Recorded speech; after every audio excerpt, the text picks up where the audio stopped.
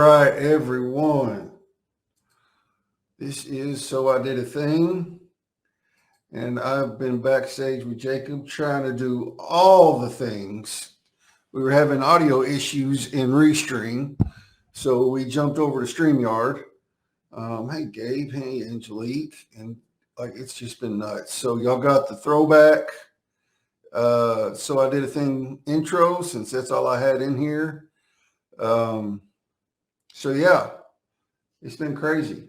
So anyway, my guest tonight, and we are live because I'm looking at it on LinkedIn. We got comments rolling in. My guest tonight is Jacob Roig. He's another one of those LinkedIn connections turned friend. We've had a few Zoom chats and phone calls and text messages, and he's just an all around awesome guy. So I'm going to bring Jacob out. What's going Hey, on, man? life is good. Life is In spite good. of the bumps. Yeah, let's see if it'll let me. No, let's see. There used to be a default background in here. They have, cool. They have different background music too. I hadn't been in StreamYard in a while, y'all. I got some So brightness going on here. yeah, it's bright. You want me to turn it down? You can if you want to. It doesn't look too bad though. It looks a Right. little washed out, but not terrible. Let me turn one off anyway. Okay. Yeah. Cool. So hey everyone. Denise is here. Gabe Liel is here. There we go. A little bit better. Stidham is here. Kenny Hello, hello. D. Kenny D. Lisa Marie. Maria Rouse. I noticed a few of them everybody's names. showing up. Yeah. Everybody's saying hi to Kenny. Hey, Denise. Yeah. Good to see you. Glad y'all came by on this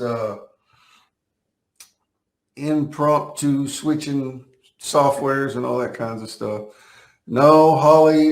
So look, we had to switch over to StreamYard because Restream was acting retarded. Because I only have the free version of StreamYard because I don't use it anymore. I can't connect more than one destination at a time. So we are only on LinkedIn right now and not YouTube and Twitch. So it'll be on YouTube later. I'll upload it, but it is not on there right now. Christina Collar. Conversation with her this morning. Yeah, she's awesome. She was on the show about a month ago. Yep. Julie Griffin. No, I know I'm killing you. Trying to watch it on mobile sucks, but it is what it is. Thank you anyway, Holly. Yeah. Well, I'm glad you're here anyway. Yeah. And that's one of the reasons I stream to YouTube and Twitch is because some people are trying to watch it on mobile. LinkedIn lives on mobile get kind of glitchy, but yeah, fancy seeing you here. Seeing you again. Yeah, that's right. It seems so long. So how's it going down there over there in California?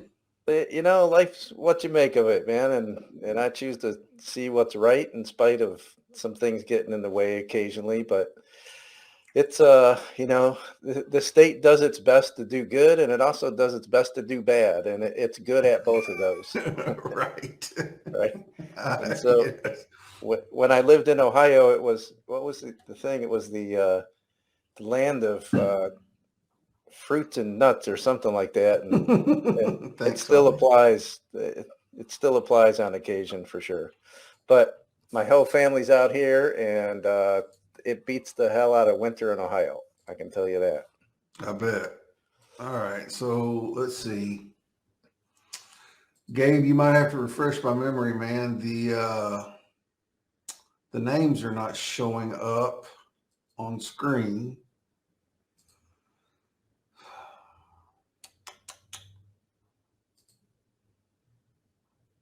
Let's see.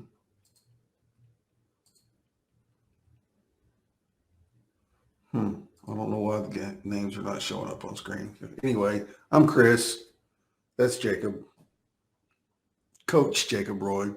So tell us about that, man. Like what kind of coaching do you do? I know what you do, but some of these other people may not know what you do. So I take the entrepreneur who has either a really good idea and is been implementing it and just hit the wall as far as they can't grow it any bigger, or they can't figure out how to take it to that next level of growth. And I help them figure that piece out and help them understand, like, here's the thing, when you take more time off, and I don't mean like go lay on the beach and, with my millionaire friends. I mean, when you take time off from doing things, your business actually can grow, expand, and you can easily double your income and your profit. And so I teach people how to do that. Awesome. And eventually you work on enough things, you do get that time off, but it's not, hey, work with me for 6 weeks and you'll be laying on the beach with all my millionaire friends. That's not me. Right. Yeah. Whoever said, and I think I said this to Christina today, which was, it's so true. It's like, whoever said, when you love what you do, you'll never work a day in your life. They're either full of crap or they never owned a business. Exactly. Because it's hard work, but Yeah. it's nice when you enjoy what you do, for sure. Yeah, it is. And whenever you're building, that's something I was talking to Julie Griffin about today on her post was, for me, it comes down to building my dream, not building somebody else's dream. Yeah. I found something that I love to do. And like you said, it doesn't, hey, Nick Lozano, what's going on, man? The janitor is in the house. The Ronin janitor is in the house. He used to stream all the time, and I got connected to him after he quit streaming. So I've never seen one of his streams. Yeah, they are full of crap. It is hard work, but if you love it, then it's worth it. So it's to me, like, it's a mindset thing. Maybe it's different when I come into work. Whether you like your job or not, you're still working for somebody else and helping them build their dream, helping them build their empire. And like I said this too to somebody, I don't remember who it was, like, my empire doesn't necessarily right now doesn't look like, a multi-story building that's a production company. It looks like me and maybe 2 or 3 people, that's what my empire looks like. But I know it's not always going to, I'm not going to have Kool-Aid coming out of my water fountain during this whole building my business journey. You know what I mean? I do in more ways than we got time to explain today, but it is, it's going to be work, no matter what we do. The difference is the level of pain and the type of pain. So when we love what we do and we're doing something like you're doing, which is building your dream right now, you don't mind most times sacrificing what we got to sacrifice, some time, some expenses, some understanding, some frustration, all that stuff. It creates little bumps of pain, but we don't mind it because we know we have meaning behind what we're doing. We got a dream and we're on it. When you're doing something you don't like and it's not your dream, that's painful. That's real pain. So I'd rather leave my corporate job, which is what I did. I was making 150, 250 a year, and I learned how to do it working 5-6 hours a day. And I left that to work my first year. I was probably working about 40 to 60 hours a week minimum. And I made 1/5 of that and loved every second of it, Yeah. So the levels of pain are different. Yeah, I was going to say it's different when the pain is for something you're passionate about or something you want to do versus something you have to do. Yeah. It's worth the pain and the heartaches. Well, it is. And then you get to that certain point, and I'll use Christina because we both know her, when I was talking to her today, her business has grown and she's getting some really good, her efforts are paying off in bites, and that's how it happens. But you get to this certain point where you'll get stuck because you can only do so much yourself. And then, like, you want to hire more help, and you hear all the other people saying how they're doing it, but you don't know how to do it. And it's not as difficult as it seems. And that's why getting help, whether it's a coach or whether it's someone else, really helps. Like with you, you take the average person who doesn't love what you're doing, and it might take them a year to figure it out. And in that year, if there's 100 people trying to figure it out, 90 of them will leave. They won't do it. So you get you yeah, it's going to cost money. Yeah, it's going to be probably more than you thought because you had no Mm-hmm. clue to begin with, but it gets done right away and you miss all those bumps. And if you do hit the bumps, you're there to say, hey, I'm here, man. Like this Mm-hmm. is normal or this is that. That's a difference maker in Mm-hmm. why people make it and why some don't, and it's Yeah. just about figuring out like, how can I afford to make this happen because I can't afford to keep doing what I'm doing the way that I'm Mm-hmm. doing it. It really does boil Yeah. down to that. Yeah. Let me see. Somebody else popped in here. That's Jeff Wallner. Jeff got his privacy settings locked down tighter than I don't know what, but that's why he's showing up as LinkedIn user. But We can't what's mention up? that in live streams. Yeah, I know. What's up, Jeff? Glad you popped in, man. Um, yeah, and I know I'm going to get to that point too, where and I think I think it's a good thing to get to the point where now you don't know what to do to take the business further. Like everybody reaches, if you don't know, you don't know, and there's no harm in asking or hiring a coach for that because you want to take the business further. But if I know there's going to come a point where I'm going to be like, okay, I'm stuck right here, and I'm going to need some help. You know what I mean? Yep. Or 100%. or you're so busy doing, you don't have Mm-hmm. time to catch up. You don't have time. Mm-hmm. And then what hurts or what gets hurt is your Mm-hmm. personal life, your habits.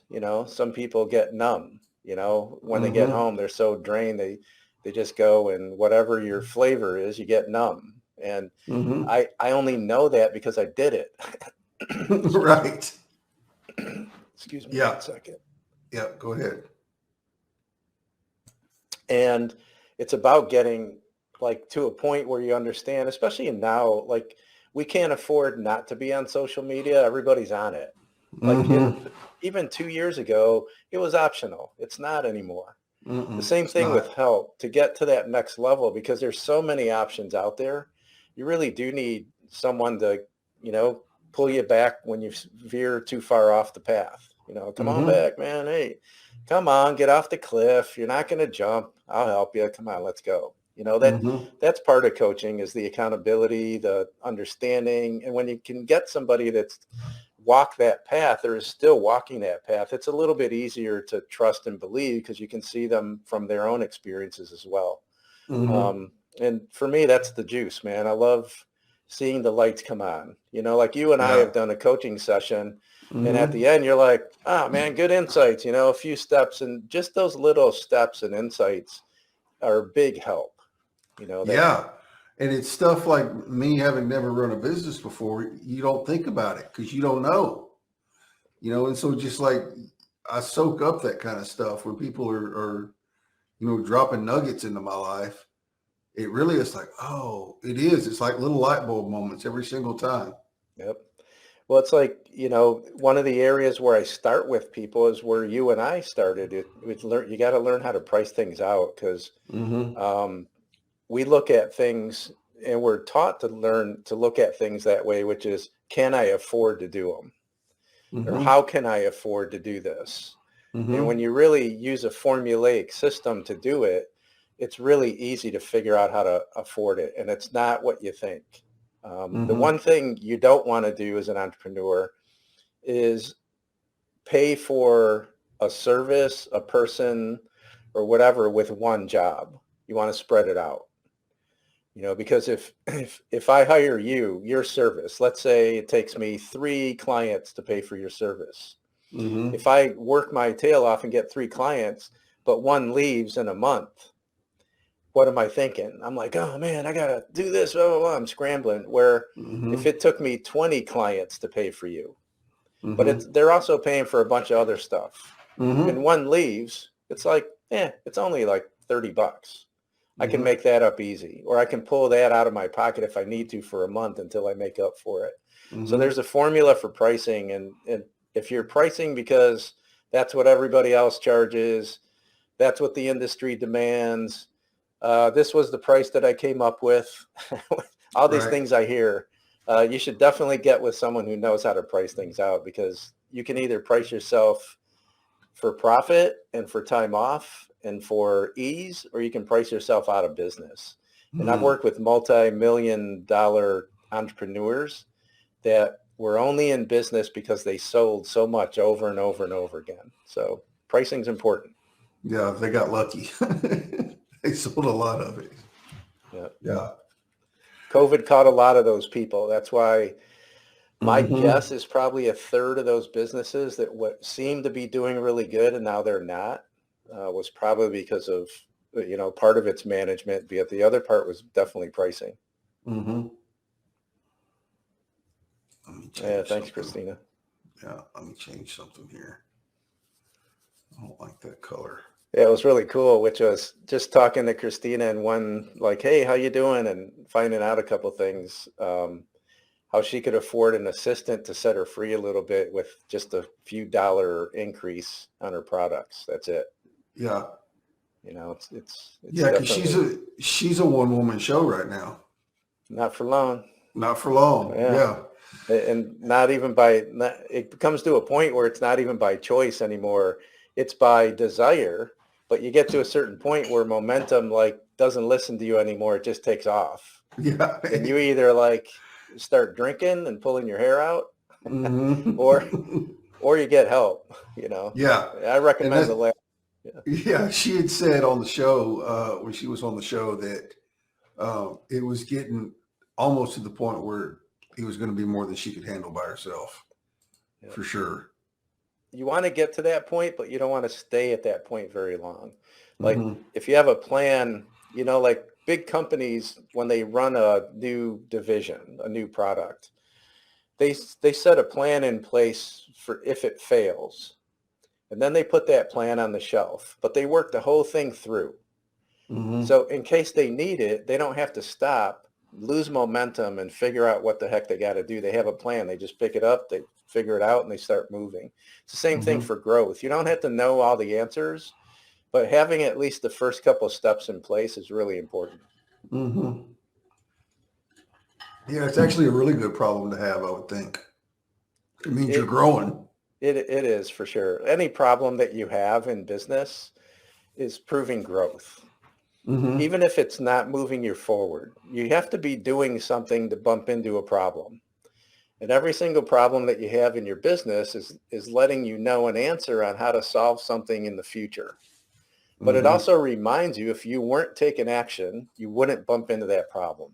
So problems, if you start looking at them from a different perspective, I don't want problems, but when they're here, I'm like, ooh, I'm doing some things to grow. Let me figure this one out.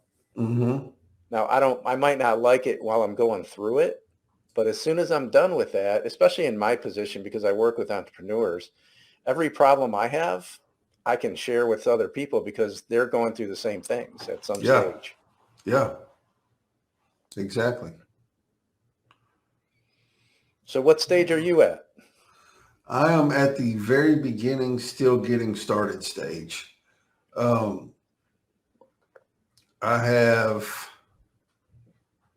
just had a really good, still don't have any clients yet is the stage I'm in, but I have more, I don't even know how many, 1, 2, 3, 4 client calls booked this week, which is more than I've ever had. So yeah, it's starting to pick up. I had one this evening right before we came on that looks really, really promising.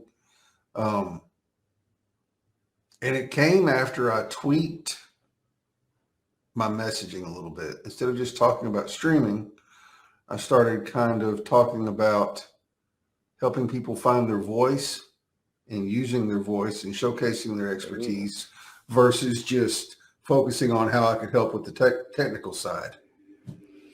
So here's another piece to that if you're open to it.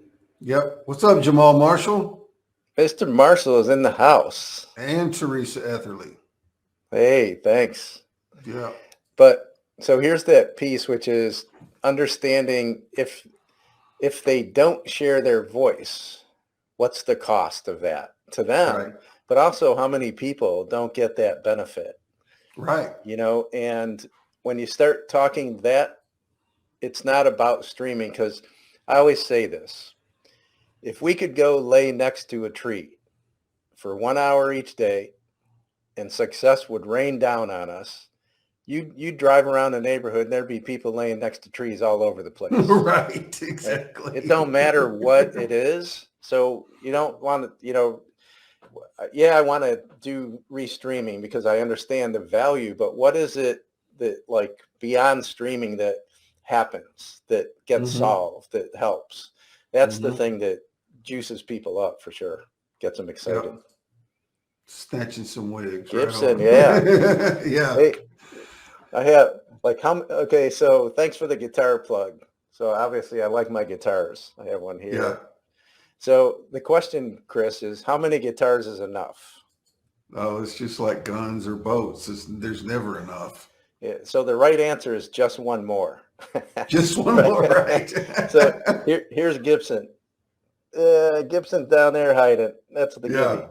Yeah. So I just, they say you thin the herd, right? So I thinned my herd. I'm down to 9 guitars. So you got to have your vices, right? Yeah, exactly. If guitars are your vices, there are worse put ones. Me on the spot. Play for us. She is. Yeah, she's a singer too. That's why and Teresa's from Nashville. She's a music girl. Yeah. So I started doing a thing on Fridays. Teresa, I'll have to hear you play. You too, Darren. I want to hear you sing then. Yeah. One more. Yeah, Dawn had it right. One more. Yeah, that's it. One more, man. Yeah. That's it. Just one. No, it's just one more. Yeah. My wife asked me that once, and a guitar player told me that. He said, "Hey, how many guitars is enough?" And I said, "No, never." And he said, "No, just one more." And I go, "Oh, perfect." That is perfect. But Jamal, do you play that one guitar? Even if it's out of tune? Do you know how to play? So here's an app, Jamal. It's called Guitar Tuna, Tuna. It's a free app. It's on your phone, and it tunes it pretty darn good. Yeah, I think all has his devices. Right. Spoken like a true tech guy. I like that. So guitar playing similar to doing a business, man. It's just, it's repetition, repetition, repetition. Yeah. Oh, Jamal, you need to get that thing out. What kind of guitar is it? I know, man. If it wasn't yours, it was somebody that you cared about that handed it down to you. And for me, guitar was a big difference maker. I don't know. It was a little bit prior to that, but once I started playing guitar, it's like my voice showed up on a bigger scale. Really? Oh, yeah, it's easy because, you grab this thing and you're hiding behind the guitar, right? Uh-huh. And one of the hardest things that I did was learn how to play and sing at the same time. Because it's enough to try to figure out what chords you're playing and the strumming pattern, and then you start putting words to it. But I've always written poetry, so I wrote my own. I did last couple of Fridays. I did a couple of reveals on songs that I wrote and put them out there. So, Darren, you were very kind and generous. I appreciate that. All right, you're gonna have to play on a live stream. Yeah, I'll play something before we leave if I can. Yeah. I'll have to bring my stool out. I use a stand-up desk. So I don't know how many years ago. It's been 7, 8, 9 years ago. For 15 to 20 years, I had a lower back problem. Let's say Jamal. Yeah, Jacob Schwer is always. Jacob, sure. I told him I want to do a duo with him. We'll figure out how to do it. Yes. There's Jacob Schwer right there. There he is. Hey, Jacob, how you doing, man? We're going to have to do a duet because you belt it out. Like, I'm impressed with your singing passion. Yeah. I'm a little bit more subtle yet. I haven't found my singing voice, but it's in my queue, man, to take some lessons. Heck yeah. Old dogs can learn new tricks, you guys. I picked up the guitar, let's see, 7 years ago, and I just got on YouTube and I figured out how to play basic chords, and that's how I learned. So if I can do it, you can too. Yeah, that's how I taught myself to play bass. Well, Well, man, A we're going buddy to of get the mine. LinkedIn band going here. I know it. We need to do that, man. That would be cool. Darren, so we're going to meet at Chris's place because Yes. Texas will let us hoop and holler it up more than Yes, we California, will. trust me. And it's Yes, we cheaper. will. And it's cheaper. Yeah. And so we got Chris on bass, Jacob, Jamal. We got Jacob Schwer on guitar as well. Darren, you can sing. Yeah. We need a drummer.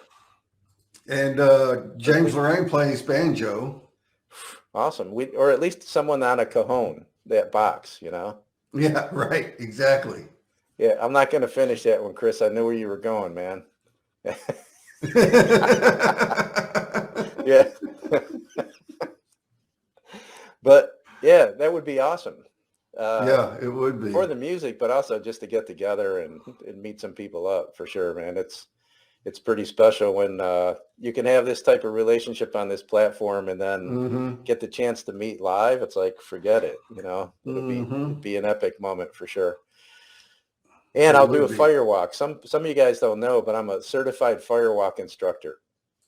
I take people through walking on hot coals, breaking arrows with your throat. I got a couple arrows over there. I'm going to do a video soon where I'll break an arrow with my throat. It's not for the ego. There's a lot of lesson behind it. Travis wanted to do what?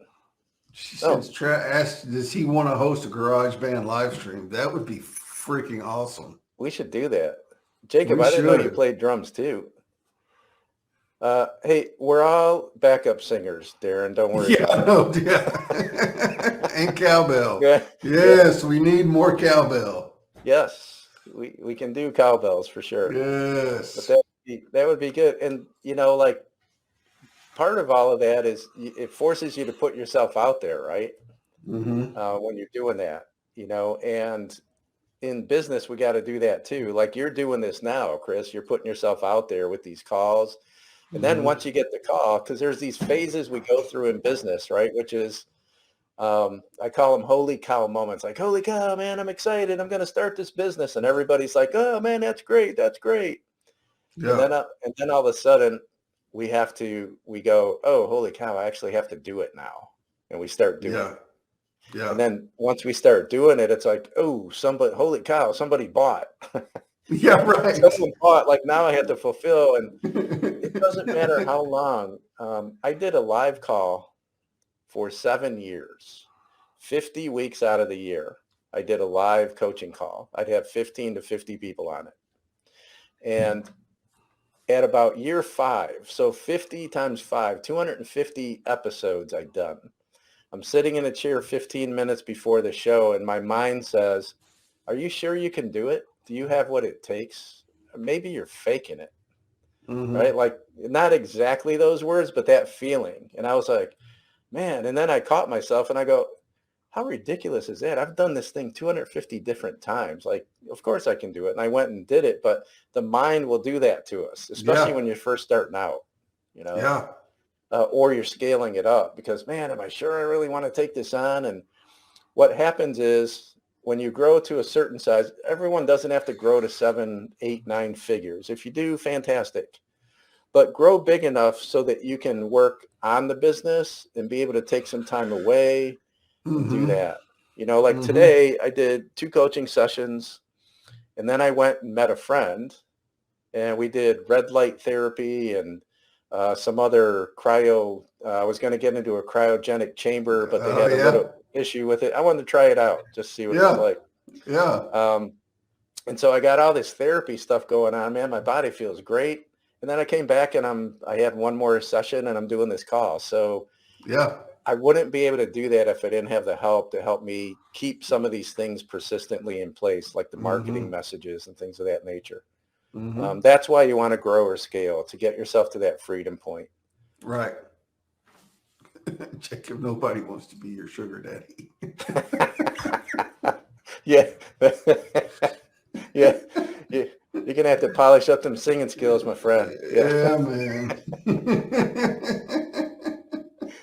You got the passion for it, though, Jacob. You got the passion. And Jacobs are old souls. I will say that. Yeah. The ones that I've met are definitely old souls, man. So, yeah. I love me some Jacob Schwer. He's always good for a laugh. man, yeah.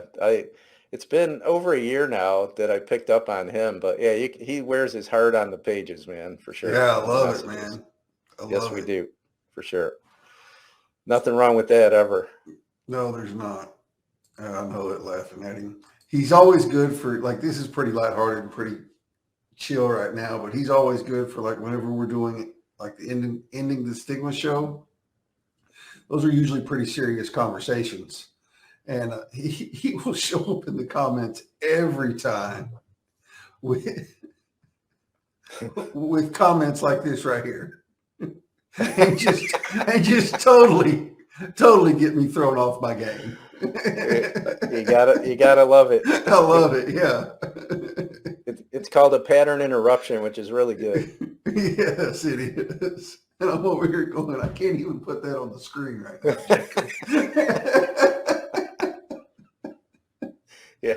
And I'm laughing. We're having a serious conversation, and I'm over here laughing. And they're like, because the guests, like, I always see the comments, and the guests can see the comments too, but they don't always snap to it because they're talking. Right. They don't have to pay attention to the comments. They're not running the show. So I start laughing, and I'm just like, I'm sorry. Like, somebody's in the comments goofing off. It's fine.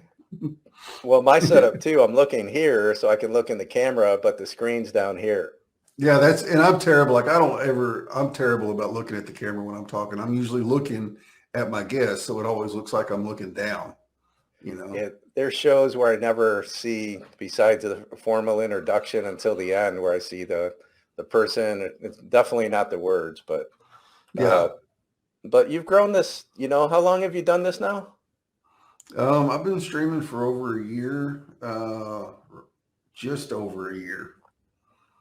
And it's grown a lot. I used to average, 3 or 4 people per show watching, and now I'm usually somewhere around. So, thank you, Jacob. Yeah, like that. Yeah, your definition of cute, my friend, is could you? Yeah, I know. Could use some polish. Yeah. It could use some polishing. Right. Yeah, and I've grown it to like 15 or 20. I usually average between 15 and 20 watching. Which is, but it really shows that you like what you do. Mm-hmm. And the other part is you have to show up as often as you have for as long as you do. Mm-hmm. But when you're in the flow of things, and that's the same thing with either starting a business, forming a business, or doing it. Gabe, right? Hey, Gabe, I haven't met you in person yet, man, but I like what you write. I know, man. Like he lives like 3 hours from me, man. I need to make a trip up there to see him. He's from Fort Worth, Texas. Yep.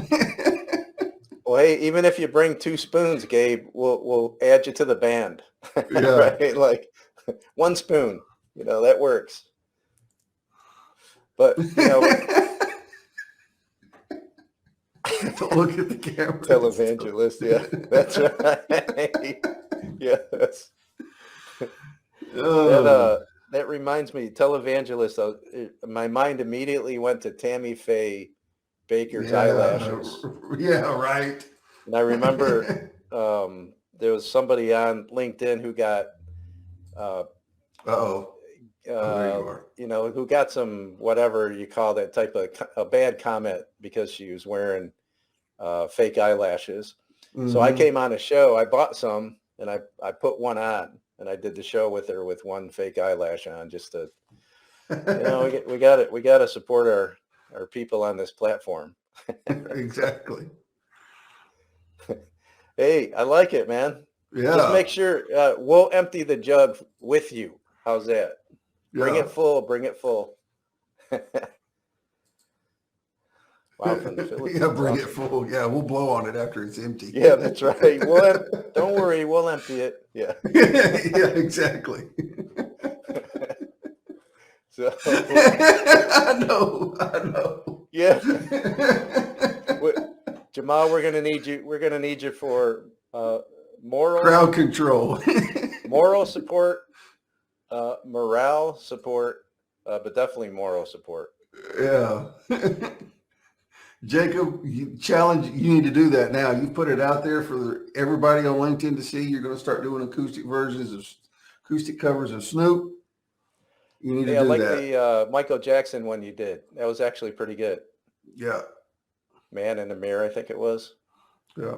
Um, Good enough where I looked up the chords to that song. I didn't play it, but I looked up the chords. Yeah.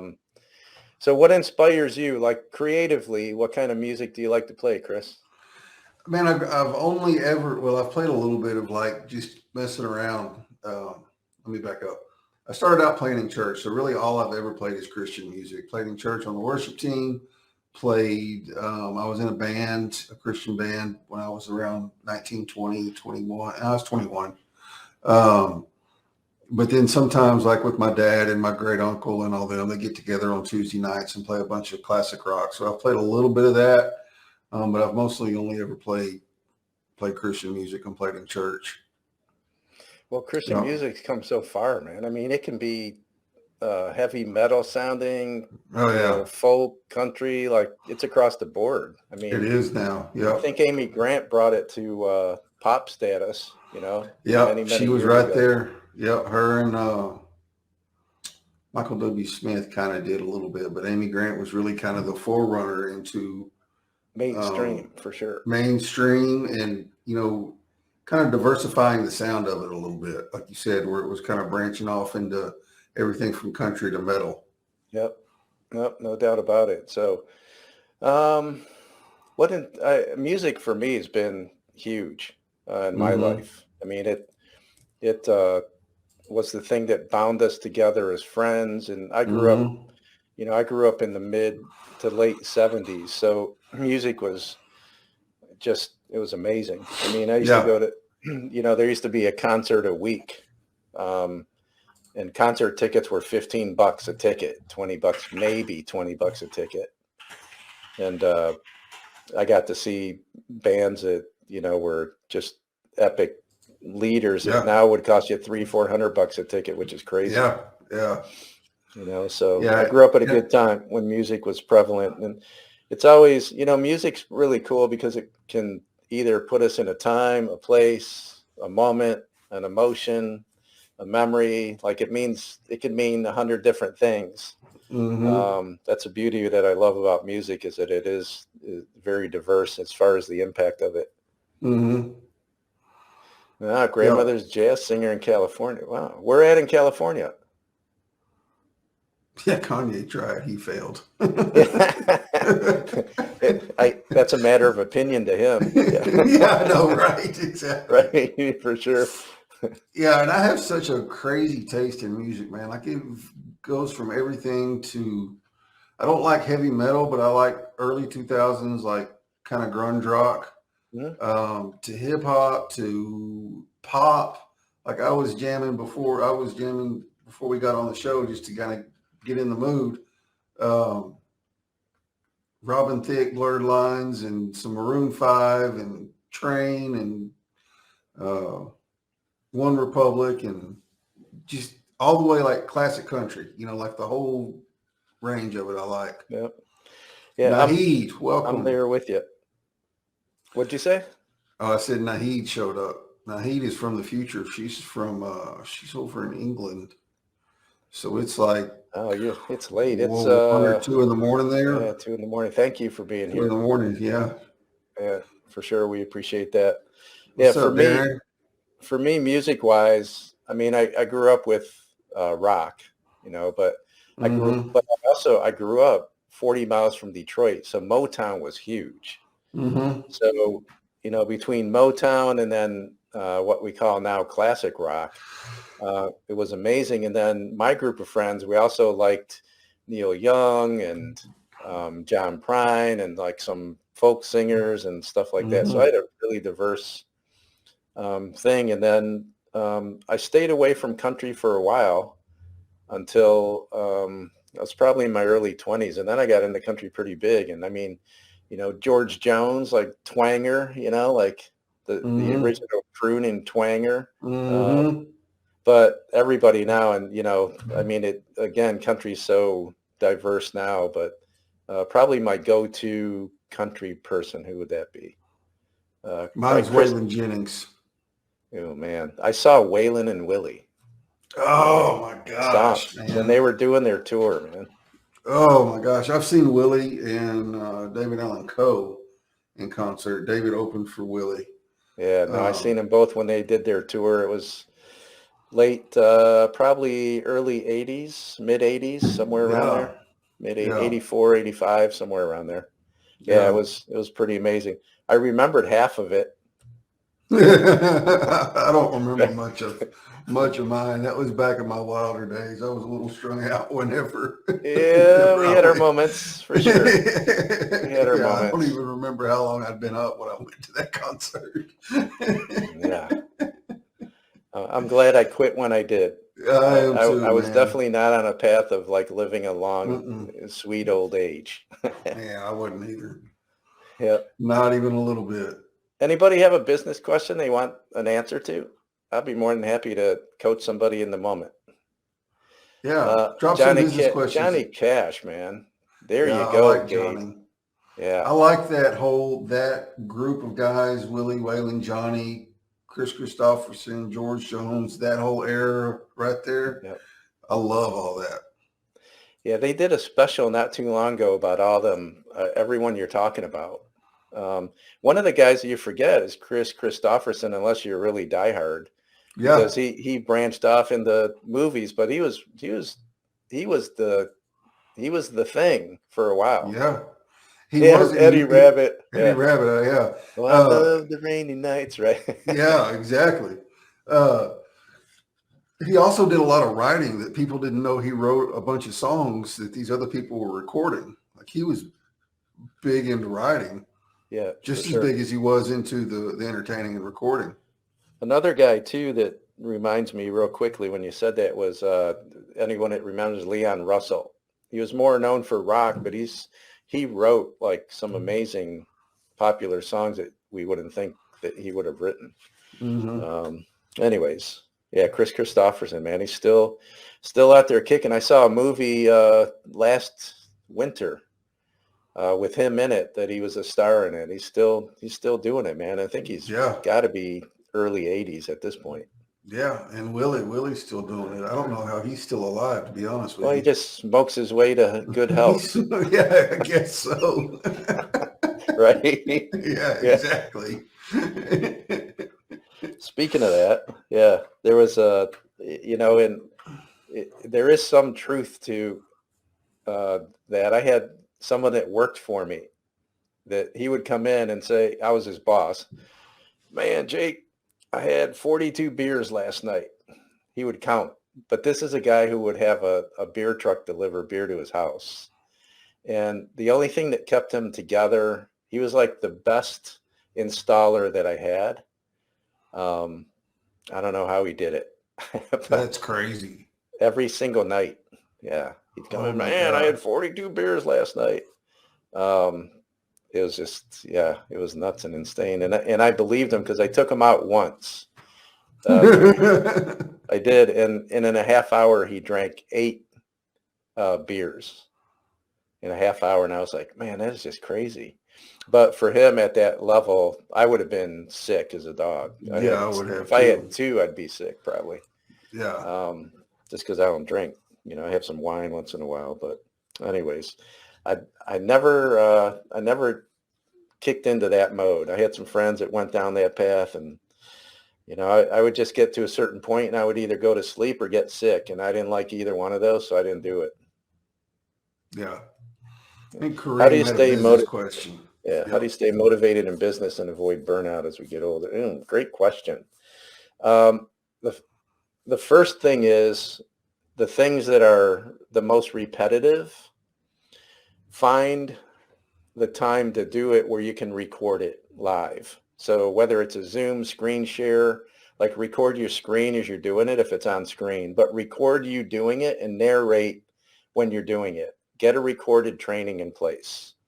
And then find somebody that can do it, because let's just say, Kareem, that you make $100 an hour. and it's probably low, but just for example, we'll say you make 100 an hour.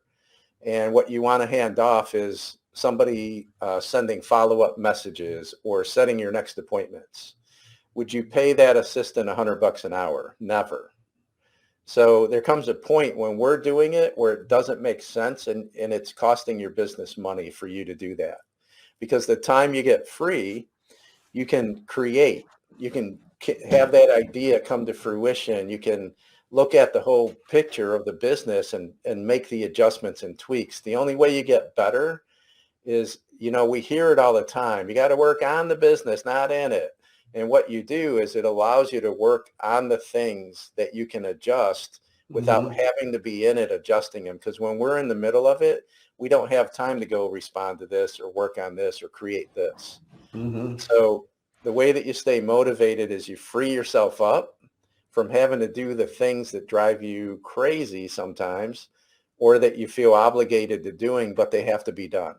Like I have an assistant that does some outbound follow-up, that does some outbound messaging to initiate conversations.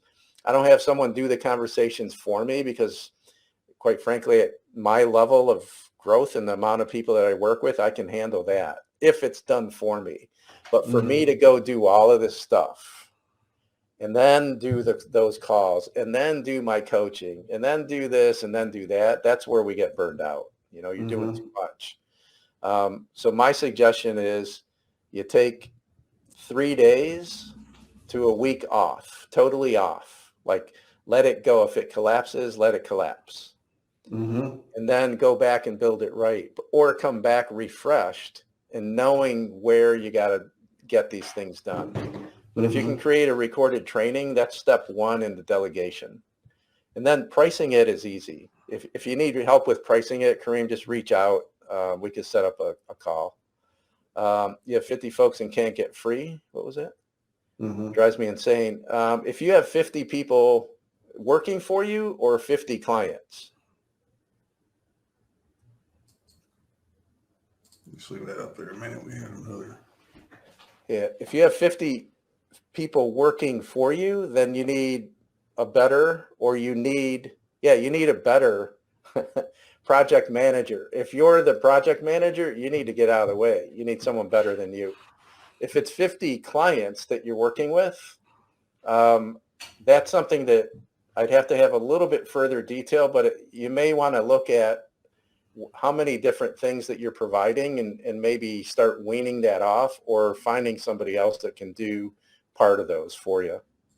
The things that burn us out are we do too many repetitive things that we would prefer not to do, or we don't ever have enough time where we feel caught up. We can take some time aside. 50 working for you. I would say in that case, without knowing what your story is or anything else, that you probably have too many problems coming back your way. There's one more layer of the right person or the right type of person that has to be put in place. And pricing it out doesn't cost a lot of money, but that person is worth their weight in gold. Yeah, you're right. You need COO / kind of like a general manager or a project manager, an overseer of everything, so that your people stop coming into your door. And just realize if they interrupt you, if they come into your door, you're enabling that. It's just there. They finally did that at the company I work for now. There's 3 owners. One of them was the COO, and he was just getting bombarded with every little thing because he was also like the GM. And they finally hired a GM that handles all of that stuff, so he's not getting bombarded with it. Yep. I did a thing. I used to have an open door policy, and then I realized every little thing they come and every distraction or interruption cost you 10 minutes of productivity. And so what you need to do is I batched them up. I'd say, look, you can't come to me until you have 5 questions, or it's an emergency that's going to cost the business more than this amount of money. And mine was $250. I'm reading what you said, Darren. I wish I learned at a younger age. It's difficult to let go and let others fail. You can do that, and they don't have to fail very big. the clearer you are as a leader, and the more you don't have to be over their shoulder instructing, the faster people integrate the strategy and the closer they do it to the way that you did it. Mm-hmm. Andrew When had is a the time question. turning a hobby into a paid side hustle? Now. Right. Right? Yeah. If you desire, like if you have an idea, like, man, I could do this and do that, now's the time. Mm-hmm. What you need is you need to know who it is that you're doing it with, like who's going to buy it, what's the main problem, like not the surface problem, but the problem below. So let's say it's weight loss. So my problem is I'm overweight. That's not enough to make me buy. But my real problem is I have a problem sleeping. I have really bad joint pain when I wake up. I'm depressed. My self-esteem is low. If you connect with me on those problems, then I'll connect with you. But if you just say weight loss, I'm not going to connect. So you got to Yeah. connect below the surface on the real problems that impact that individual person. And you'll find that it impacts probably, 50% of that audience. Mm-hmm. And then start having that kind of a question going on. Hey, Andrew. Yeah. Yes. So you could turn in your pictures, man, with the hostess cupcakes and everything else, right? That Mm-hmm. Andrew does that all the time. Yeah, exactly. Yeah, letting Yep. them fail to see. There's definitely some benefit in that if you're empowering them to figure it out as well. But if it's costing you a lot of money and you're still having to come in and fix things up or really direct them more than you'd like to, there's a different strategy that you could definitely take. Yeah. What's the best way to save time when you know you need to be working on business, but someone is looking to pitch you? It's 15, 30 minutes on it. Yeah, get clear right up front. I would have a response message, Jamal. I use it. And then I'm quick to get off. If they don't, so my response message says, uh, if you're here to ask me to buy anything from you, before we meet and before we agree that another meeting is worth both of our times, then either block me now um, or support my post and I'll support you.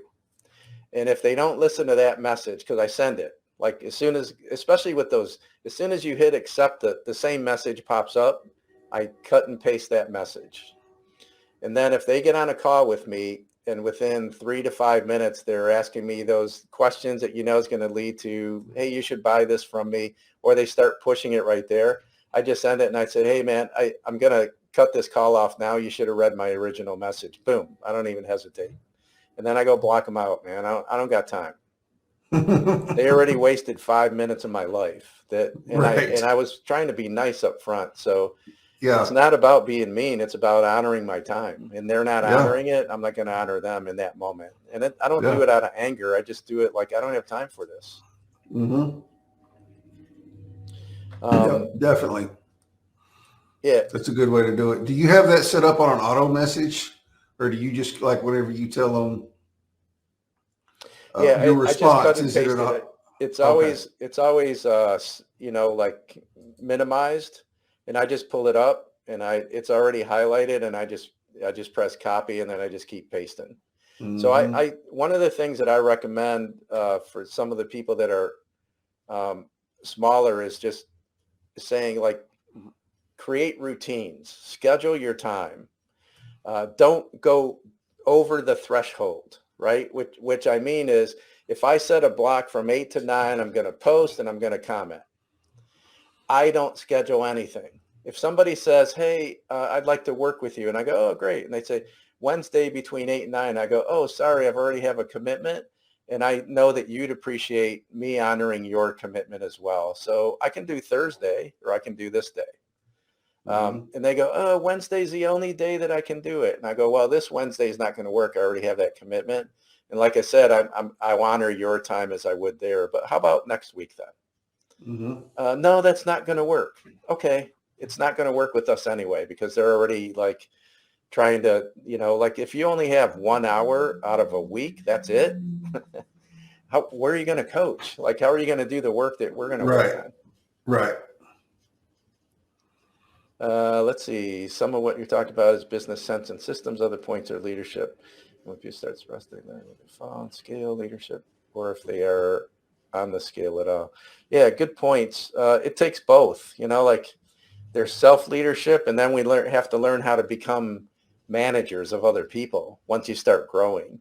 That for me was a learning curve. I lost a couple good people on the way up because I was a good self-manager. I wasn't a good person manager until I learned how to manage other people.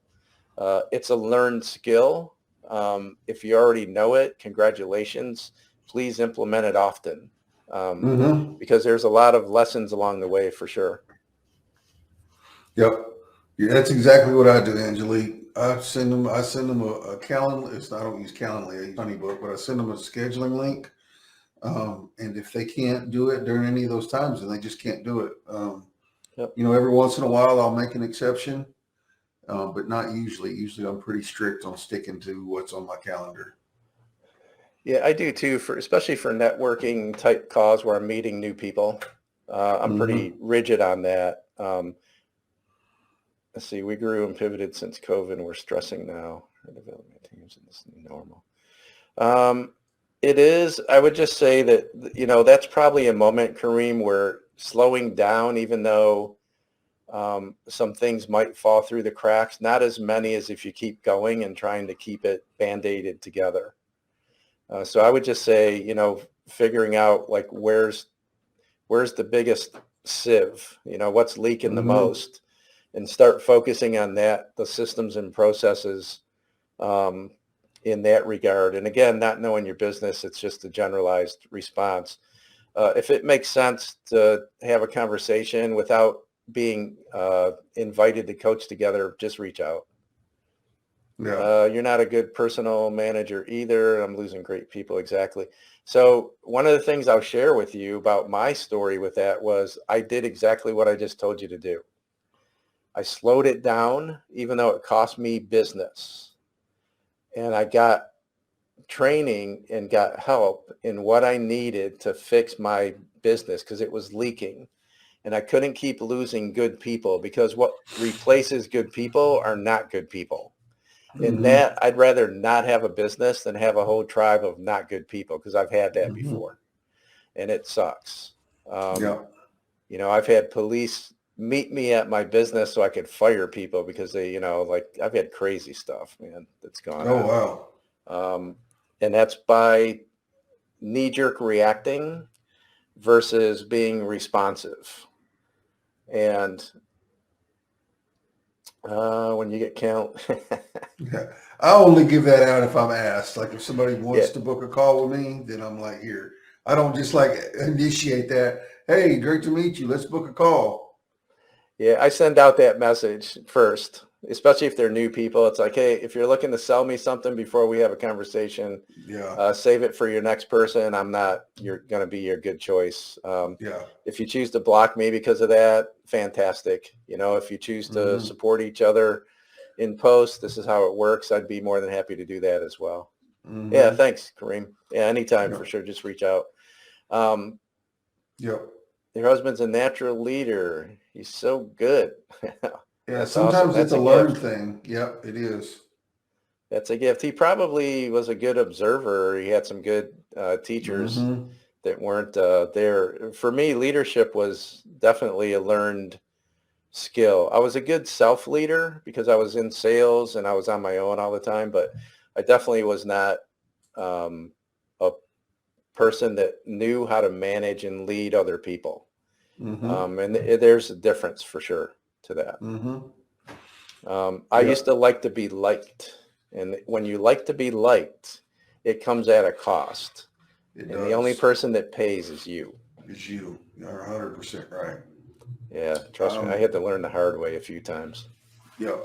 It's something like I've had to learn. I'm like lower management. I just, like a team leader basically or whatever, but still in kind of a management position here and having there comes a time where you have to just kind of put that wall up of, you can't just come shoot the shit anymore. There has to be that degree of separation there. Yeah, for sure. And, and the clearer we are as leaders, the easier it is for people to understand. Like, people will roll their eyes when you come up with something like structure, but they like the structure because, see, now they know where their groove is. And they also know if they step outside that groove that there's a consequence. Your thing for that is that you have to step up to that leadership. So if I say something, here's the consequence. If I don't do anything, yeah, you give it up, man. They will walk on you like a doormat, But so that's where it comes in. And even, part of it I learned by when I first got married, it was like instant family. I had two girls and my wife who had these two daughters from a previous marriage, and they were young. They were 3 and 6. And, I had to learn how to be a parent on the fly, man. you learn how to manage, like, you know where your boundaries are at, and you know how to manage things pretty quickly. But it just took a lot of communication and a lot of, trial and error, Yeah.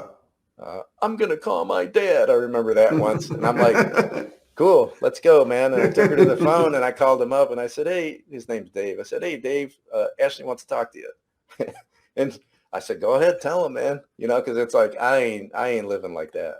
Yeah. And she was like, hi, Dad. I just wanted to see how you're doing tonight. Right. Like, she like totally. And I said, all right, we're never going to do that again. Right. Right. Like, okay. So, and sometimes you got to manage people like that, like every training I created, I was taught, like, create it like you're teaching a 5-year-old kid, and then everyone will understand it. And if they can follow each step, then every employee should be able to as well. It's a pain because we're doers, like you're a driver. Yeah. If you're a business leader, you get one little thing and then you go, boom, let's go do it. And you figure it out along the way. And not everybody's like that. And that's part of the learning for me about managing other people, and now I manage my, my own assistants. I have 2 other people. I have a video editor / creative guy. And then I have my assistant who does some admin work. And, one of the things too that I would share is make sure that you repeat your brand message and mission and message. Like, what do you want people to feel, to say, to think about your business? And every single person that you work with, they should know what that is. They should know the answer. Every meeting I have, I'll say, hey, Chris, remember what our mission is, what my brand's about. It's about, I want people to know they got their back, that I got their back. I want them to know that if they have a question, that I'll answer it, that I'm available any single time I have free time. I'll be available for them, that they don't have to wait for me to do that. I want them to have this vision that there's Success Mountain, there's this hand coming down, and it's Jacob's hand. He's going to help them up. That's what I want people to feel and experience. And if they do, then every single time I ask them, hey, are you happy with my coaching? Are you okay with, the expense of it? Because it's an expense. Yeah. And if you say no, then we got work to do, And a lot of times it's me, and sometimes it's them, and sometimes it's both. But you got to be willing to, like, be really clear with your teams, not just in what to do, but what's your business stand for, and then put that meaning behind that. You'll be gold. You'll be golden. Good How stuff, much time man. we got left? We are at the 1 hour mark, man. Okay. We're 101. So let me do a quick promo of what I got coming up next week, and then we'll have a few parting words and shut her down. Sounds good. Wednesday at 7 Central, Nathan and I are going to be live for Ending the Stigma with Darren Wallace. Darren is a former warden for the Texas Department of Criminal Justice. He worked in TDCJ for almost 30 years and retired as a warden. And now he works for Cornbread Hustle as the director of operations. They're a second chance recruiting agency out of Dallas. So they help people coming out of prison or people that are in recovery get really good paying jobs and not just, fast food kind of stuff. So he went from keeping guys in prison to helping them when they got out. So I thought that was really cool. He'll be on with us. And then I need to confirm with next week's guest. She was having some family stuff or some personal stuff going on. She didn't know if she was going to be here next week, but Laura Buckholz is supposed to be on next week. I don't remember what she does. That's terrible. But I don't know if she's going to be on yet. So that's still, next week is still kind of iffy as far as the guests. So yeah, that's what I got. Jacob, what else you want to leave us with, man, before we go? I'm just grateful. Thanks anybody who showed up here and took some time out of their life, man, to listen in. And I hope that I shared an insight that at least made you smile, if not anything else. And Yeah. I'll put a song up. We probably don't have enough time, so I'll put a song up on Friday, and I hope that it tweaks you with a smile, or at least maybe some incentive to go create something on your own. But heck yeah, yep, we're out here to do the same things, and we're out here to support it as long as you're in Chris's community. And if I can help anybody, just don't hesitate to ask. Thank you. Yep. Appreciate it, Jacob. Thanks for coming on. Y'all, thanks for showing up in spite of the technical difficulties and all that good stuff that would happen. I hope Restream gets it figured out between now and then. So, or between now and Wednesday. I go live on Wednesday. I think that's it, guys. I don't think that's anything. Yep, that's it. Thank you for everybody that's showing up. It was a great crowd tonight. Like, y'all were having a straight up party in the comments while we were doing this. So that was awesome. I love it when that happens. Yeah, Melissa, send him a connection request. He'll accept it, Melissa Houston. Yes, I will, for sure. Yeah. All right, yeah, guys. I'll take a look. Thank you so much, everyone. Thanks, Chris. Yeah, thank you.